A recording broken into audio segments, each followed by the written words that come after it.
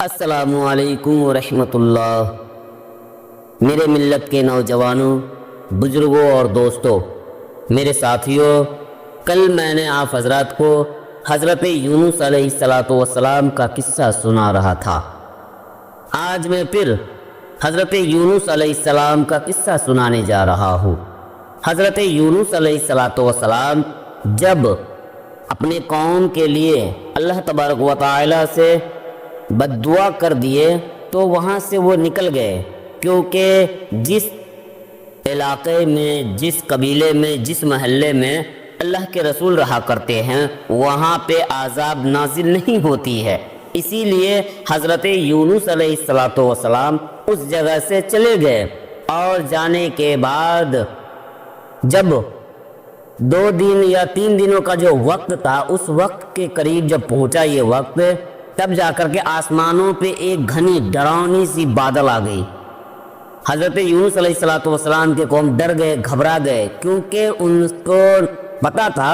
کہ ان لوگوں نے اپنے بزرگوں سے سنا تھا قوم لوط پہ کس طریقے سے عذاب آئی تھی اور قوم لوط کس طریقے سے ہلاک و برباد ہو گئے تھے۔ تو حضرت یونس علیہ السلام کی قوم نے دیکھا کہ یہ اللہ کا عذاب جو ہمارے سروں کے اوپر میں آ رکھا ہے، جس طریقے سے حضرت یونس علیہ السلام نے بتلایا ہے اسی طریقے سے آ رکھا ہے۔ تب سب لوگوں نے اپنے اپنے گھروں سے باہر نکلے، بوڑھے، بچے، عورت، مرد، سب لوگ باہر آئے اور آ کر کے رب کی بارگاہ میں توبہ استغفار کرنے لگے اور توبہ استغفار کرنے لگے اور کہنے لگے، پروردگار عالم، میں تجھ پہ ایمان لاتا ہوں اور میں اپنے تمام پچھلے بتوں کو توڑتا ہوں، اس کو آج سے نہیں پوجوں گا، ایک وحدہ لا شریک پہ اپنا ایمان رکھتا ہوں۔ اتنا کہنے کے بعد جب وہ رب کی بارگاہ میں توبہ استغفار کیے تو اللہ نے وہ عذاب کو ہٹا لیا۔ اللہ تبارک و تعالی نے جب وہ عذاب کو ہٹا لیے تو قوم حضرت لوط علیہ السلام وہاں سے چلے گئے تھے، اور جتنی بھی ان کے چاہنے والے لوگ تھے ان کے قبیلے میں، سب لوگ مسلمان بن گئے۔ حضرت یونس علیہ السلام نے دیکھا کہ یہ وقت جو میں دیا تھا اس وقت میں تو عذاب آئی نہیں ہے۔ حضرت یونس علیہ السلام سوچا، اگر میں اب اس قبیلے میں جاتا ہوں تو لوگ میری مذاق اڑائے گا اور کہے گا کہ تم تو کہہ رہے تھے میں یہ ہوں اور وہ ہوں، اور تم نے کہا تھا کہ تم پہ عذاب آئے گی، اور یہ عذاب تو آئی نہیں۔ تو اسی غرض سے حضرت یونس علیہ السلام کے دل میں یہ خیال آیا اور وہاں سے وہ چلے گئے۔ حضرت یونس علیہ السلام جب چلے گئے تو آگے جا کر کے ایک دریا تھا، اس دریا کے قریب ایک کشتی تھی، اس کشتی میں یہ سوار ہو گئے۔ کشتی میں جب سوار ہو گئے تو کشتی چلنے لگی، اور چلتے چلتے جب کشتی بیچ دریا میں آ گئی، بیچ سمندر میں آ گئی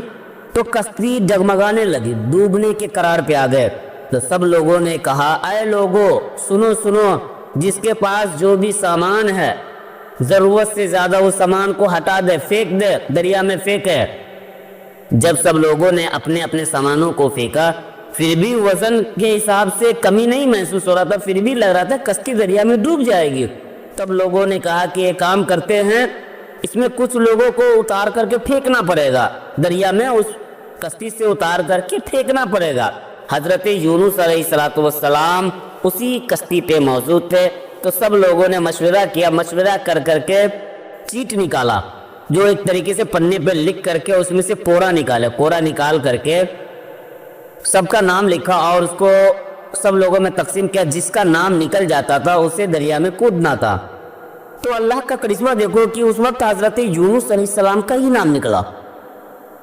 لوگوں نے دیکھا، کہنے لگا نہیں، یہ تو بہت ہی اچھے ہیں اور دیکھنے میں بھی پاک لگتے ہیں، یہ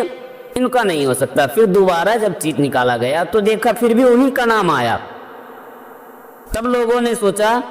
حضرت یونس علیہ السلام کو کشتی سے اتار کر کشتی سے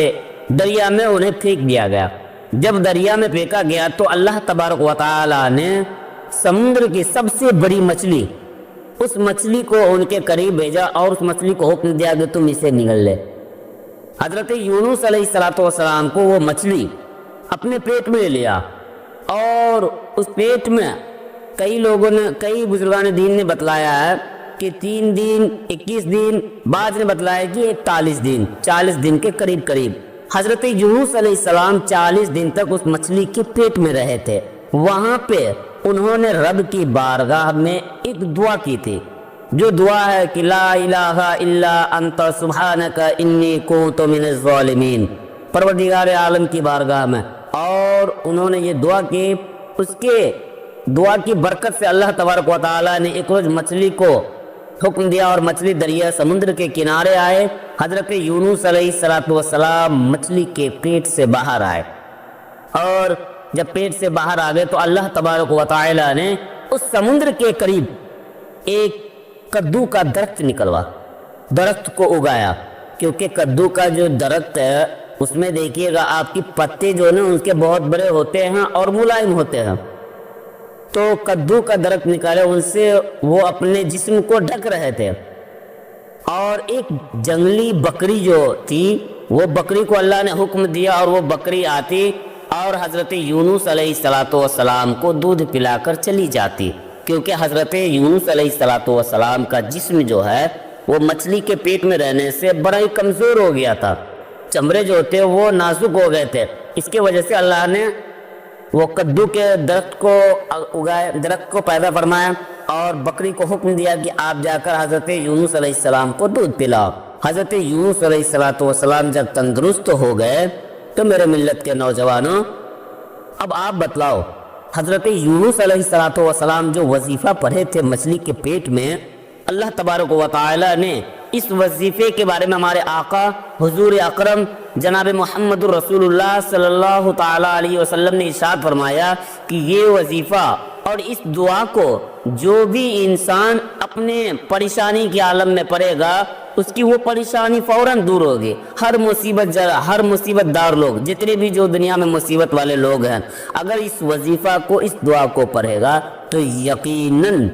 اللہ اسے اس مصیبت سے چھٹکارا دلا دے گا، اللہ اسے خوب خوشحال رکھے گا۔ میرے ملت کے نوجوانوں، بزرگوں اور دوستوں، اس کے لیے آپ حضرات اور سبھی لوگ رب کی بارگاہ میں ہمیشہ توبہ استغفار پڑھیں۔ استغفر اللہ ربی من کل ذنب واتوب الیہ، کلمہ طیب لا الہ الا اللہ محمد الرسول اللہ صلی اللہ تعالی علیہ وآلہ وسلم۔